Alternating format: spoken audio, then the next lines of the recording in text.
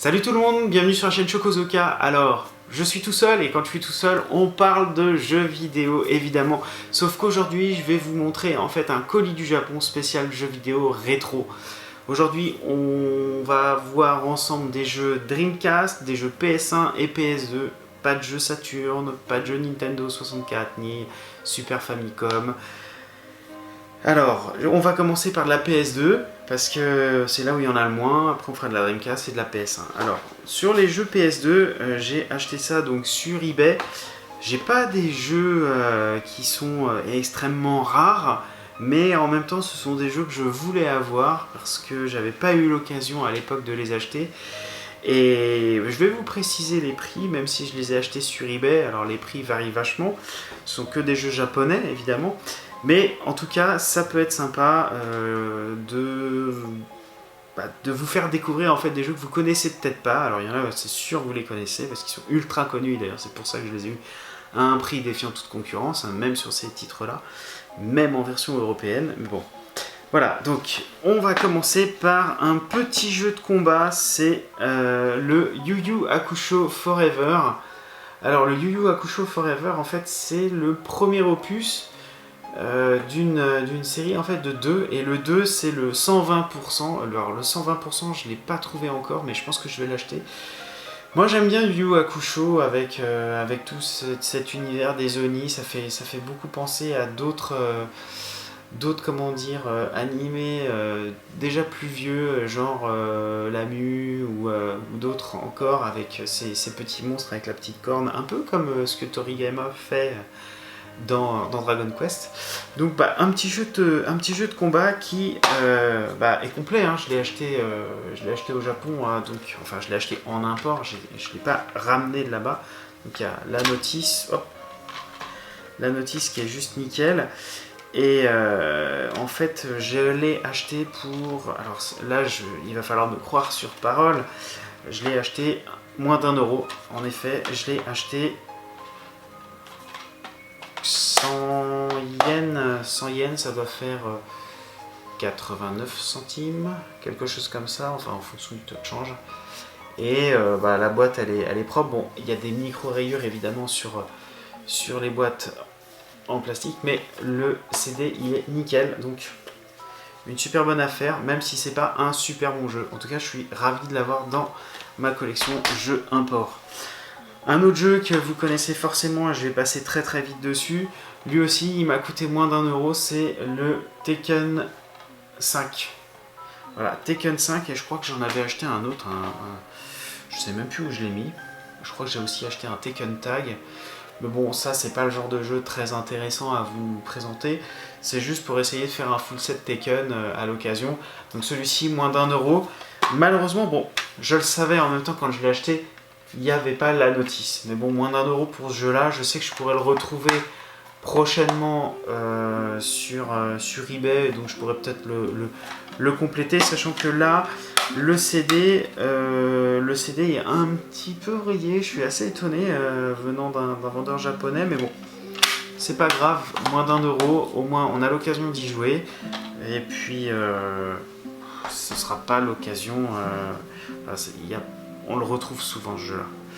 Ensuite, alors ça c'est un jeu déjà un peu plus, comment dire, un peu plus dans la sphère ovniesque, donc des jeux bizarres. Lorsque la PS2 était sortie, j'avais adoré le premier, c'était Mosquito, et là j'ai acheté Mosquito 2, enfin Mister Mosquito numéro 2, donc là c'est Mosquito Go Hawaii je crois. Et en fait, vous incarnez un moustique et vous devez piquer je crois que c'est surtout des humains, il n'y a pas d'animaux. Et évidemment, le but c'est de ne pas se faire prendre par la victime. Donc je crois qu'il y a des pièges ou je crois que vous ne devez pas faire trop de bruit en vous approchant, et évidemment il faut piquer à des zones bien particulières. Donc ça, je suis très très content de l'avoir trouvé. Là aussi il m'a coûté vraiment pas cher, donc par contre évidemment celui-ci aussi à moins d'1 €. Par contre là pour le coup le CD il est juste nickel. Mais bon, Mister Mosquito numéro 2, c'était quelque chose que je voulais avoir, donc je suis très content de me l'être procuré. Ensuite, ça c'est un jeu où la bande sonore est juste excellente. J'avais eu l'occasion de rencontrer ce créateur du jeu quand il était venu à Paris il y a trop longtemps. C'est aussi dans la partie des jeux un peu bizarres, ovni. Alors maintenant le phénomène est passé. Moi je me souviens, on était au Japon quand ce jeu était sorti, c'est ça. C'est Katamari Damacy. Voilà. Et ça franchement c'est un jeu assez excellent que j'ai acheté aussi sur eBay. Et ça fait partie des jeux qui sont tellement bizarres que finalement c'est une sensation où c'est assez surprenant et puis après en fait on y revient régulièrement. Donc celui-ci il est complet et il m'a coûté 3,50 €. Donc la notice, le CD. La notice elle est marrante parce que je crois que c'est dans celui-ci, oui voilà c'est dans celui-là où il y a en fait des grandes illustrations. Alors évidemment il y a toutes les comment dire les manipulations qu'on peut faire avec la boule, mais c'est sympa de retrouver des petits artworks à droite à gauche où là on a le roi en fait qui vous donne les instructions. Alors évidemment en japonais ça peut paraître un peu plus compliqué, mais voilà. Donc un petit Katamari, donc ça c'est le tout premier. Le CD il est juste impeccable, ça fait plaisir. Après dans les jeux PS2, ce sera le dernier de la série, c'est un jeu que j'ai acheté parce que je trouve la jaquette magnifique. Voilà. C'est un jeu qui est sorti chez nous, qui est sorti sur GameCube, qui a été fait par les studios Clover. Je crois d'ailleurs qu'ils avaient fait Clonoa 2, me semble-t-il. Peut-être que je dis une bêtise, je m'en souviens plus. Et c'est le numéro 2 de la série que j'ai acheté parce que, voilà, c'est Beautiful Joe 2. Et il y a l'effet, en fait, prisme. Là, moi j'aime beaucoup, en fait. J'aime beaucoup ce personnage-là. Donc Beautiful Joe. Et là, j'ai acheté le numéro 2. Donc là pour le coup, il est impeccable et complet. Il y a même, en plus de la notice, les petites publicités de l'époque. Alors c'est la première fois que je l'ouvre. Et celui-ci, il m'a coûté 7 €. Et franchement, 7 € pour ce jeu-là, je suis super content. Et ça, c'est vraiment canon. Ça, à chaque fois que je regarde des notices comme ça, je pense à certains collectionneurs de jeux, Lovecraft, Trésor du Grenier, etc. Voilà. Donc ça c'est vraiment excellent. Et en fait la notice comme ça, et voilà, ça fait le mini artwork. Donc ça c'est vraiment un petit guilty pleasure comme on dit pour ce jeu là. Si vous avez l'occasion d'ailleurs d'y jouer, franchement allez-y parce que c'est canon le fait de jouer comme quand vous êtes dans un film de cinéma et vous rembobinez. Enfin, c'est vraiment sympathique. Et le 2, je crois qu'on peut jouer effectivement avec son acolyte. Je m'en souviens plus très bien de ce jeu-là. 2004 déjà, hein, ça commence à faire. Donc voilà pour les jeux PS2.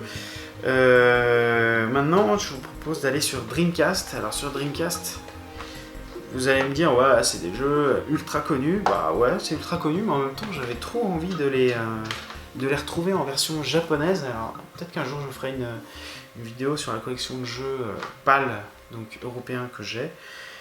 En l'occurrence, là, sur ces jeux-là, je crois que je les ai pas en PAL. Ouais, je crois que je les ai pas, même si ce sont des jeux ultra standards. Donc là, ils ont tous en fait la spin card que j'ai rangée dans la notice. Et je les ai tous eus pour moins de 5 €, dont un qui était à moins d'1 €, c'est celui-là. C'est celui qui m'a fait acheter en fait une Dreamcast à l'époque, c'est Soul Calibur. Soul Calibur, quand j'ai vu ça, je me souviens, je faisais encore mes études avec des copains, on s'est dit c'est génial, c'est comme l'arcade à la maison, et on a tous acheté une Dreamcast. Pour ce jeu-là, c'est le jeu qui m'a fait acheter la Dreamcast. Et franchement, cette console-là, je l'adore et j'y rejoue régulièrement. Alors, il y a des super jeux de shoot, il est comme ça à l'intérieur, la petite spin card. C'est vraiment une console que j'adore. C'est dommage, elle était trop en avance sur son temps. Moi, je préférais jouer à la Dreamcast qu'à la PS2. Parce que la PS2, il y avait l'aliasing, les couleurs elles étaient moins bonnes. Et puis il y avait surtout le fait que la Dreamcast, on pouvait jouer en VGA. Et ça, franchement, c'était top canon. Donc le GD-ROM, il est propre. Il y a quelques petites traces de doigts, mais ça, c'est pas grave, ça se nettoie. La boîte, elle est impeccable. Franchement, je me demande comment ils font pour les garder aussi propres. Ça va aller sous plastique. Ensuite, un autre jeu ultra standard qui est sorti sur Dreamcast et sur borne d'arcade Naomi, c'est le Crazy Taxi 1. Ouais, le Crazy Taxi 1, ouais, je l'ai même pas en version PAL, et je crois que maintenant, je sais pas si on peut le trouver en version PAL. C'est un jeu, honnêtement, je n'ai jamais, mais alors, jamais réussi à faire de bons scores. Je n'y arrive pas. Je n'y arrive pas. J'ai beau prendre les super, les boosts, les sauts, les trajectoires, etc. Je sais pas comment les gens font pour arriver à un super score. Au bout d'un moment, moi, le temps, j'arrive pas à le rallonger. J'ai pas fait assez de courses pour gagner assez de points. Je suis toujours rendé, vraiment naze. Ce sera peut-être l'occasion de m'améliorer sur le 1. Moi, j'avoue que cette licence-là, Crazy Taxi, je trouve ça sympa. Évidemment, il y a une bande sonore avec Offspring, etc. C'est très sympa. Moi, je préfère le 2. Je le trouve plus accessible. Mais c'est pas pour autant que je fais des super scores dessus. Hein. Donc, je me suis acheté Crazy Taxi 2. Là, celui-ci, il a dû me coûter 3,50€ ou 4€ sur eBay. Toujours boîte ultra impeccable. Et ce que j'aime bien en fait dans celui-ci, c'est un peu l'effet vinyle qu'il y a sur ce GD-ROM là. Il y a d'autres jeux qui ont fait ça, je crois. Moi j'aime bien, c'est assez original, avec la flamme à l'intérieur là, comme si on faisait un burn énorme. Voilà. Et je crois que, je sais plus, il y a des artworks dans cette notice, mais alors franchement les notices dans les boîtes CD comme ça, c'est super galère à enlever, sans les écorner, les abîmer, mais en tout cas, je suis ravi d'avoir eu Crazy Taxi 1, le 2, je crois qu'il existe un troisième qui n'est pas sorti sur la Dreamcast, qui est sorti sur la Xbox, me semble-t-il. Et enfin, j'ai acheté un jeu qui a été fait par le créateur de Rez. C'est Mizuguchi. C'est un jeu que je trouve ça sympa, c'est un jeu de rythme, et en fait, je l'ai surtout acheté parce que, 1, j'adore la jaquette, 2, il était pas cher, donc je me suis dit que c'était l'occasion ou jamais. C'est le Space Channel 5 en japonais. Alors vous voyez la jaquette, hop. Et en fait, je me suis dit que j'allais l'acheter parce que c'est un jeu de rythme super sympa. Et regardez, alors l'arrière en fait est complètement avec les reflets un peu arc-en-ciel, pailleté, et même la spin card en fait, elle est complètement pailletée. Et honnêtement, c'est un petit jeu sympa. Alors c'est pas évident comme jeu, hein, parce que c'est un jeu de rythme, vous faire hop, left, gauche, enfin etc. Et comme jeu musical, c'est assez intéressant. Et là, une fois n'est pas coutume, en fait, je voulais voir l'intérieur de la notice pour voir un petit peu si c'était aussi pailleté ou pas. Donc là, il y a la carte, il y a une petite pub avec gagner des points Sega. Il doit y avoir, ah c'est marrant ça, le Dream Lineup Sega, puisqu'on pouvait, je crois, au Japon, télécharger des démos, non? Ou je sais pas à quoi ça correspondait. Alors c'était les points qu'on gagnait en achetant les jeux Sega. Et alors voyons un peu cette notice où on a les petits personnages, donc les extraterrestres. Là, on a les personnages. Ouais, bon. Pas de artwork, c'est pas grave. Mais bon, je crois qu'elle s'appelle Oulala, la présentatrice télé. Faut vraiment que j'y rejoue parce que je m'en souviens plus très bien. Et ça, je sais que Choc-Miel ou Max aimeront jouer à ça. Donc voilà pour la partie Dreamcast. Donc pas beaucoup de jeux, que des ultra standards. Peut-être que la prochaine fois, quand j'achèterai des jeux là-bas, je vous montrerai des titres qui sortent un peu plus de l'ordinaire. Quoique sur Dreamcast, à part les jeux de shoot et quelques jeux de combat, ce sont beaucoup de jeux d'arcade. Et comme j'ai la chance en fait d'avoir un système Naomi, bah, je retrouve un peu les mêmes jeux, hormis évidemment les jeux de shoot. Il y a quoi? Il y a le jeu d'hélicoptère, le Chorus, des choses comme ça. Bon, bref, alors on va maintenant passer aux jeux PlayStation. Et les jeux PlayStation 1, en fait, je suis assez, on va dire, assez difficile dans les jeux PlayStation 1. En fait, c'est tout l'un ou tout l'autre. Les jeux PlayStation 1, le problème que j'ai avec cette console-là, c'est que la 3D, elle vieillit très mal. Et comme d'ailleurs la Saturn, où c'est encore pire, parce que c'était plus une console 2D, j'achète des jeux PlayStation 1 pour des jeux seulement en 2D. Parce que les jeux en 2D, quand on le met sur la PS3, bah, ça passe nickel. Mais bon, là j'ai craqué parce que j'ai acheté des jeux 3D. Et il y a des jeux que je voulais faire connaître à Max, parce que je les avais plus, je sais plus où est-ce qu'ils sont, et je crois que j'en ai que j'ai perdu ou qu'on m'a jamais rendu. Donc j'ai racheté ça récemment. Alors ils sont tous complets avec la petite spin card qui va bien. Et là en fait on commence par un ultra classique, si je vous le dis, Bulubaga, Naughty Dog, bah c'est évidemment Crash Bandicoot. Alors peut-être qu'il y aura bientôt un Crash Bandicoot 4 sur la PS4, peut-être qu'ils mettront le Crash Bandicoot 1, 2 et 3, donc le jeu de plateforme en remake, j'en sais rien. En tout cas, en attendant, comme c'est vraiment un jeu de plateforme, enfin la trilogie, elle est vraiment mythique sur la PlayStation, je me suis dit bah c'est l'occasion, je préfère y jouer en fait sur la console que sur émulateur où là c'est trop bien lissé, c'est pas pareil. Donc un petit Crash Bandicoot, je pense que Max va accrocher, même si c'est un petit peu exigeant, parce que c'était quand même réglé pour un autre framerate, c'était pas pour les écrans CRT, on va essayer de ça sur un écran plat, et puis si ça va pas, bon, on mettra ça sur une PlayStation 2 japonaise, et puis on mettra ça, enfin on branchera la PlayStation 2 sur un écran CRT ou un PVM, on verra. Autre jeu, alors là c'est un tactical wargame, et je l'ai acheté parce que j'adore cet univers. C'est l'univers en fait de Konami avec ses jeux Puppet Twinbee, tous ces jeux de shoot complètement délire, un peu sexy, Parodius et compagnie. Et là en fait c'est le jeu de Tactic War, donc ça s'appelle Paro Wars, et c'est en fait de la guerre tour par tour, voilà, là on voit pas très bien, et c'est en fait avec le petit cochon, le poulpe, le pingouin, c'est vraiment fidèle à l'univers. Alors il est complet, hein, voilà, donc notice avec la petite spin card, et spin card parfaitement conservé, le CD bah nickel, comme s'il était neuf. Ça franchement je suis impatient de tester.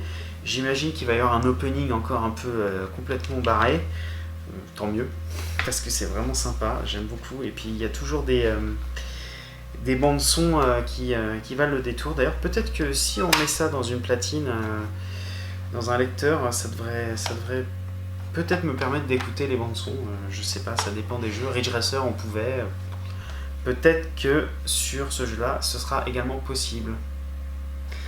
Alors ensuite, dans le... où est-ce que je l'ai mis? Ah, il est là.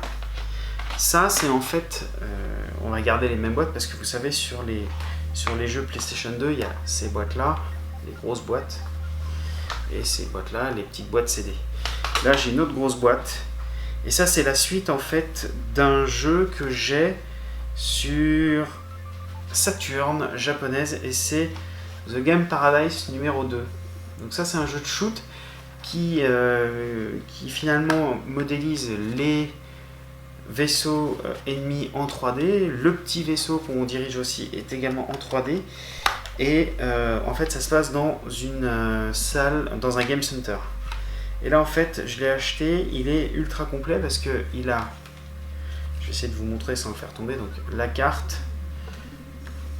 l'autre carte, la spin card, et je vais vous montrer ça après. Là voilà comment est le jeu. Alors évidemment la galette elle est impeccable. J'ai eu l'occasion de jouer un petit peu parce que j'ai pas pu attendre avant de vous montrer, avant de vous faire la vidéo. Et en fait il y a ça dedans, on l'ouvre, comme quoi ils sont vraiment ultra soigneux. Et dedans en fait il y a des petites cartes.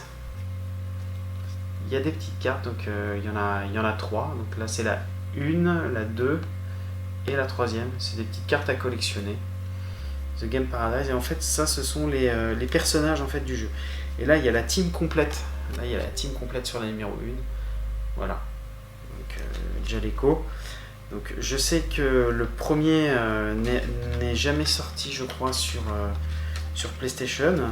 C'est pour ça que d'ailleurs je l'ai en version collector avec la grosse box sur Saturn, qui d'ailleurs ça commence à être difficile de la retrouver celle-là. Peut-être qu'un jour je vous montrerai les jeux que j'ai sur Saturn. Si ça vous intéresse, laissez-moi un petit commentaire, dites-moi ce que vous en pensez, et puis je vous ferai ça sans doute à l'occasion. Enfin bon, j'ai encore pas mal de vidéos à vous faire sur les cartes. Je sais, je suis en retard. Bon, je rangerai ça après. Ensuite, j'ai acheté sur PlayStation 1 Airgeist. Donc ça, c'est un jeu de combat. Un jeu de combat en 3D qui est une grosse bouse. Mais je l'ai acheté moins d'€1. Et pourquoi je l'ai acheté? Parce que c'est le seul jeu de combat que je connaisse. Peut-être avec Dissidia sur PSP. Qui en fait est un jeu de combat qui rassemble beaucoup de personnages, si ce n'est tous de l'époque, petite spin card, les combattants de l'univers Square Enix. J'essaye de vous montrer des personnages, on voit pas très bien, dans le roadster, donc ça c'est de la pub. Voilà, là il doit y avoir, voilà, il y a Cloud, Sephiroth, là voilà, il y a Cloud, là, Sephiroth. Donc en fait il y a des personnages de Final Fantasy, je sais pas s'ils sont tous de Final Fantasy, mais c'était l'occasion en fait de tester, de voir un petit peu ce que ça donne. Alors je sais que ce jeu là en version PAL, ça peut être compliqué de le trouver. J'avais vu une vidéo d'un collectionneur qui fait sur de la PS1, c'est Cyril 2.0 d'ailleurs que je salue parce que j'aime bien ses vidéos, j'aime bien ce qu'il fait. Puis toujours de bonne humeur, qui communique d'ailleurs au travers de ses vidéos. C'est toujours un plaisir de voir ses vidéos, ses ouvertures de colis un peu folles avec ses jeux aussi que je connaissais pas, et c'est marrant aussi de voir les jeux qu'il peut recevoir. Et donc ce jeu là, voilà. Un petit God Bless the Ring. C'est God Bless the Ring, Easy Airgeist. Voilà. Mais quand on regarde sur la tranche, c'est marqué uniquement Airgeist. Alors, ah bah tiens, c'est marrant. On va terminer avec des jeux un peu plus, on va dire, pas cotés, j'aime pas ce terme-là, mais des jeux qui m'ont coûté peut-être un tout petit peu plus cher quand même, mais c'est parce que ce sont aussi d'excellents jeux. Alors j'ai acheté en fait une exclusivité Konami d'un jeu de shoot, c'est alors j'ai oublié le nom, c'est vraiment dingue, c'est le Deluxe Pack, et en fait c'est une version du Deluxe Pack, parce que ça c'est je crois une version presse me semble-t-il, ou alors je sais pas si c'est une version presse, c'est la version, j'enlève un vieux scotch qui était dessus, ça m'a coûté une dizaine d'euros. c'est un petit peu plus cher, mais bon, ça va, 10 €, c'est tenable. Donc c'est les Pop & Twinbee ou Parodius, je me souviens plus sur celui-ci. Et le Deluxe Pack, en fait, c'est une exclue qui était sortie sur la PS1. C'est pas sorti sur Saturn. Sur Saturn, j'ai les 3 et il n'existe pas en fait le Deluxe Pack. Alors, je pense que ça doit être une version presse parce qu'en fait, derrière, ça, c'est cette partie-là en fait, c'est ce qui va là. Quand on regarde, voilà, ici il y a une partie de la spin card, il y a ça, et en fait ça allait par-dessus. Ça allait par-dessus, c'était pas dans la boîte. Et quand je l'ai reçu, en fait, je sais pas si on va bien voir, là il y a une partie, puis là c'est l'autre partie. Du coup je l'ai mise dedans comme ça, pour pas la perdre. Et l'intérieur, en fait, la jaquette elle est comme ça, voilà. Donc ça aussi c'est un jeu qui rend super bien, même sur écran plat, parce que c'est un jeu 2D. Puis bon, les Twinbee, j'adore. Et ce qui est intéressant en fait, c'est voilà, c'est ça. En fait, comme sur les jeux avec les grosses boîtes, il y a la petite jaquette qui se met dans la partie avant de la boîte, et derrière en fait, il y a la notice, comme ça. Et dedans, pour te souvenir, dans ces jeux-là, on voit, voilà, il y a des superbes illustrations, comme ça. Ça c'est vraiment génial. Je suis un gros dingo. Là, je crois que c'est le Vic Viper et le Poulpi. Le pingouin. Alors là, voilà, là il y a une autre. Je crois que c'est une variante de la jaquette. Et je suis pas sûr. Je crois qu'il y a plusieurs jeux en fait sur.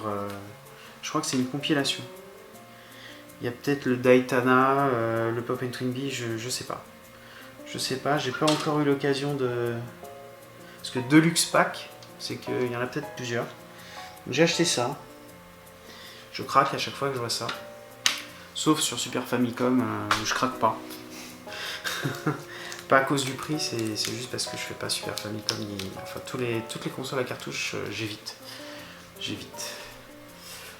Bon, on termine avec deux jeux dont un que j'affectionne particulièrement, et on va commencer par l'autre.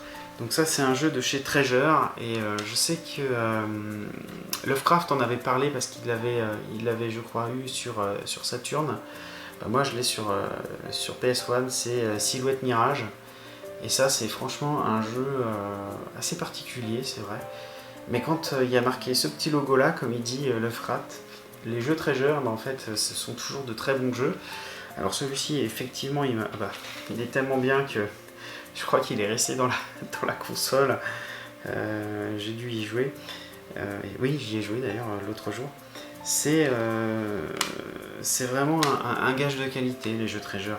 Et ce qui est assez sympa, c'est que c'est un jeu 2D avec une animation qui est très bien faite. D'ailleurs qui est quasiment comparable à ce qu'on trouve aussi sur Saturn. Mais j'étais assez content de l'avoir parce que bon, il m'a peut-être coûté 30 €. Ouais, c'est un petit peu cher pour un jeu rétro quand même. Mais j'avoue que quand on commence le jeu et qu'on commence à tirer en fait sur ces ennemis là les sortes de petites filles là, en fait ce sont pas des petites filles, je vous spoil rien, mais c'est juste que vous tirez dessus et puis si elles s'approchent trop de vous, elles ont le visage qui s'écarte comme ça avec une grosse mâchoire et enfin bon. Voilà, c'est un jeu action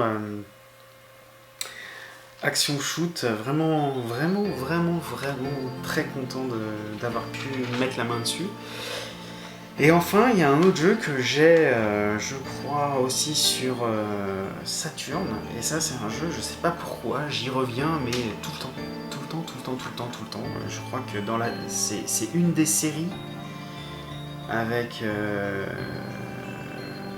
Ah non, il y a deux séries en fait de crossover que j'adore. Les crossovers de chez Capcom. Il y a le Marvel versus Street Fighter, ou le premier... Non, c'est le Capcom versus Street Fighter, pardon. Ça, franchement, le 1, le 2, le 3 qui est juste démentiel, mais bon c'est un peu le carnaval, feu d'artifice dans tous les sens, ça explose. J'avais adoré le 2 sur Dreamcast d'ailleurs, que je n'ai pas, je crois pas l'avoir. Et le premier qui était assez sympa aussi. Et là en fait, je sais pas pourquoi, mais ça a été un jeu que j'ai essayé en émulation il y a très longtemps. Jeu d'arcade, donc c'est du CPS 2. Et c'est le fameux X-Men vs Street Fighter.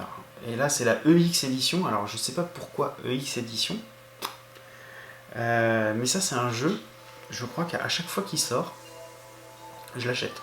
C'est comme les Twinbee, je dois l'avoir en plusieurs éditions. Et ce qui m'a intrigué en fait, c'est le EX édition, parce que là on le voit, c'est marqué. Je ne sais pas du tout pourquoi il y a marqué EX édition.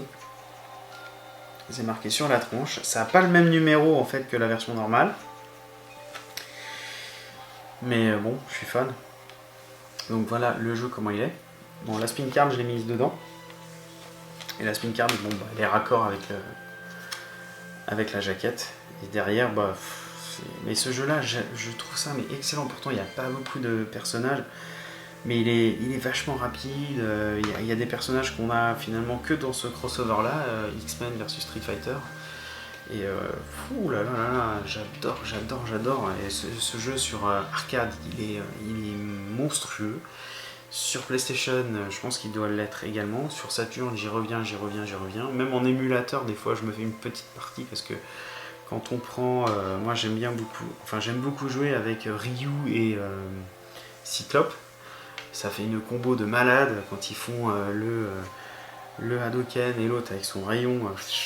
C'est juste fou. Voilà. Bon, cette fois-ci j'ai fait le tour. J'espère que cette vidéo vous aura plu. Peut-être que vous n'avez pas découvert beaucoup de jeux, parce que c'est vrai que là j'avais fait le plein de jeux assez communs. J'essaierai de vous montrer d'autres achats prochainement sur les imports du Japon. Maintenant que vous connaissez peut-être un peu mieux la chaîne, enfin si vous la connaissez pas, regardez ce qu'on reçoit. Là j'ai fait spécial jeux vidéo. Donc j'espère que ça vous aura plu. Dites-moi dans les commentaires, des petits pouces bleus, vous vous abonnez. En tout cas, vous savez qu'on est sur les réseaux sociaux.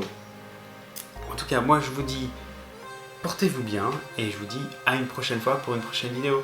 Ciao.